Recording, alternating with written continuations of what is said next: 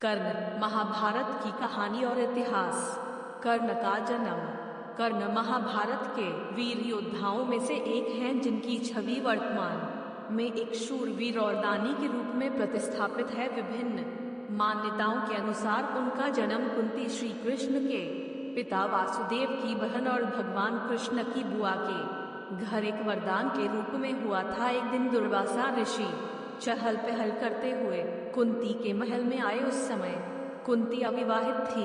तब कुंती ने पूरे 1 वर्ष तक दुर्वासा ऋषि की सेवा की थी। सेवा भाव के दौरान दुर्वासा ऋषि ने कुंती के भविष्य को अंतर्मन से देखा और कुंती से कहने लगे, तुम्हें राजा पांडु से कोई संतान प्राप्त नहीं होगी। इसके लिए तुम्हें मैं एक वरदान देता हूँ कि तुम किसी भी देवता का स्मरण कर उससे संतान प्राप्त कर सकती हो। इतने कहने के बाद दुर्वासा ऋषि वहां से चले गए। तभी उत्सुकता पूर्वक कुंती ने सूर्यदेव का ध्यान लगाना शुरू किया। वह प्रतिदिन सूर्यदेव की पूजा अर्चना करने लगी। उनके भक्ति भाव से प्रसन्न होकर सूर्यदेव प्रकट हुए और उन्होंने कुंती को एक पुत्र का वरदान दिया, जिसके कुछ समय बाद कुंती ने एक पुत्र को जन्म दिया जिसमें सूर्य का तेज झलकता था। और यही नहीं, जन्म से ही कर्ण के शरीर पर कवच और कुंडल थे।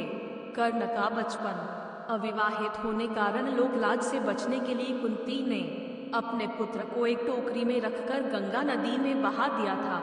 अविवाहित होने कारण लोक लाज से बचने के लिए कुंती ने अपने पुत्र को एक टोकरी में रखकर गंगा नदी में बहा दिया, जहां कुछ ही मीलों दूर महाराज धृतराष्ट्र का सारथी अधिरथ और उनकी पत्नी राधा नदी किनारे कपड़े धो रहे थे। उसी समय उन्होंने एक टोकरी को बहते देखा और नदी से बाहर ले आए, जहां उन्होंने देखा एक नन्हा सा बालक रो रहा है।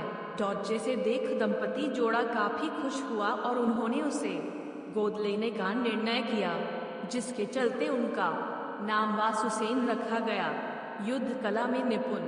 किशोरावस्था से ही कर्ण युद्ध कला में पारंगत थे। वह अपने पिता की भांति रथ की जगह युद्ध कला में अधिक रुचि रखते थे। एक दिन उनके पिता अधिरथ उन्हें गुरु द्रोणाचार्य के पास ले गए, जो उस समय के सर्वश्रेष्ठ वीर योद्धाओं में से एक थे। गुरु द्रोण सिर्फ कुरुवंश के राजकुमारों को ही शिक्षा देते थे, जिसके चलते उन्होंने सूत पुत्र कर्ण को शिक्षा देने से इनकार कर दिया। क्योंकि कर्ण एक सारथी का पुत्र था और द्रोण क्षत्रियों को ही शिक्षा देते थे। उसके बाद युद्ध कला को सीखने के लिए वह परशुराम से मिले, जो केवल ब्राह्मणों को ही शिक्षा देते थे। यह जानकर कर्ण ने स्वयं को एक ब्राह्मण बताया और शिक्षा प्राप्त की, जिसके चलते वह युद्ध कला और धनुर्विद्या में निपुण हुए। दुर्योधन से मित्रता। पुराणों के अनुसार जब गुरु द्रोण ने हस्तिनापुर में युद्ध पराक्रम की एक प्रतियोगिता का आयोजन करवाया, तब उस प्रतियोगिता में अर्जुन को विशेष धनुर्धारी के रूप में सम्मानित किया गया।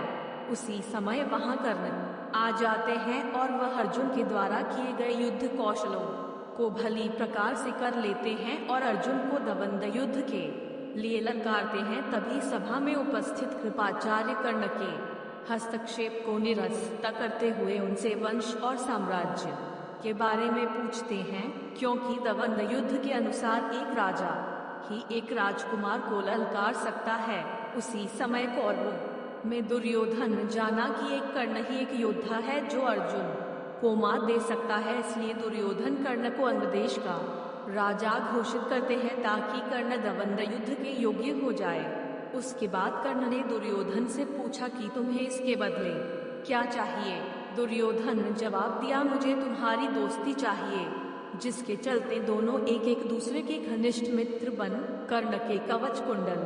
पौराणिक कथाओं के अनुसार अर्जुन के पिता और देवराज इंद्र को इस बात का पता चला कि कर्ण को युद्ध क्षेत्र में तब तक अपराजित नहीं किया जा सकता जब तक उसके पास उसके कवच और कुंडल रहेंगे, जो जन्म से ही उसके शरीर पर थे। इसलिए जब कुरुक्षेत्र का महायुद्ध शुरू हुआ, तब इंद्र ने एक योजना बनाई और प्रण किया कि वह कर्ण को कवच और कुंडल के साथ युद्ध क्षेत्र में नहीं जाने देंगे। इंद्र मध्याह्न में जब कर्ण सूर्यदेव की पूजा कर रहा होता है, तब उस समय एक भिक्षुक बनकर कर्ण से कवच कुंडल मांग लेंगे। सूर्यदेव इंद्र की इस योजना के बारे में कर्ण को सावधान भी करते हैं, लेकिन वह उन्हें धन्यवाद देकर कहता है कि उस समय यदि कोई उससे प्राण भी मांग ले तो वह मना नहीं करेगा। तब सूर्यदेव कहते हैं कि यदि वह स्ववचनबद्ध है तो वह इंद्र से अमोघास्त्र मांग ले।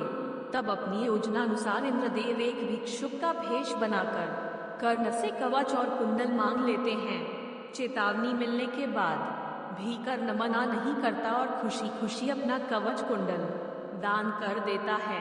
तब कर्ण की इस दान प्रियता पर प्रसन्न होकर वह उसे कुछ मांग लेने के लिए कहते हैं, लेकिन कर्ण यह कहते हुए कि दान देने के बाद कुछ मांग लेना दान की गरिमा के विरुद्ध है, मना कर देते हैं।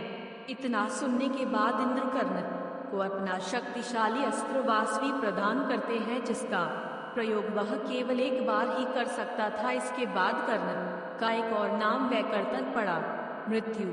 युद्ध के दौरान जब कर्ण के रथ का एक पहिया धरती में धंस जाता धरती माता के श्राप के कारण है, तब वह अपने दैवीय अस्त्रों के प्रयोग में असमर्थ हो जाता है, जैसा कि उसके गुरु परशुराम का श्राप था। उस समय कर्ण अपने रथ के पहिए को निकालने के लिए नीचे उतरता है और अर्जुन से आग्रह करता है कि वह युद्ध के नियमों का पालना करते हुए कुछ देर के लिए बाण चलाना बंद कर दे। तभी श्री कृष्ण ने अर्जुन से कहा कि कर्ण को कोई अधिकार नहीं है कि वह अब युद्ध नियमों और धर्म की बात करे, क्योंकि अभिमन्यु के वध के समय कर्ण ने भी किसी भी युद्ध नियम और धर्म का पालन नहीं किया था। तब कहा गया था कर्ण का धर्म, जब उसने दिव्य जन्मा द्रौपदी का जन्म हवनकुंड से हुआ था। द्रौपदी को पूरी कुरु राजसभा के समक्ष वैश्य कहा था। इतना सुनकर अर्जुन ने कहा कि कर्ण अभी असहाय है ब्राह्मण के शाप अनुसार, इसलिए वह बाण नहीं चलाएगा। तभी श्री कृष्ण ने अर्जुन से कहा, इस निर्णायक मोड़ पर अभी कर्ण को नहीं मारा गया तो संभवतः पांडव उसे कभी भी नहीं मार सकेंगे और यह युद्ध कभी भी नहीं जीता जा सकेगा। तब अर्जुन ने एक दैवी अस्त्र का उपयोग करते हुए कर्ण का सिर धड़ से अलग कर दिया। कर्ण के शरीर के भूमि पर गिरने के बाद एक ज्योति कर्ण के शरीर से निकली और सूर्य में समाहित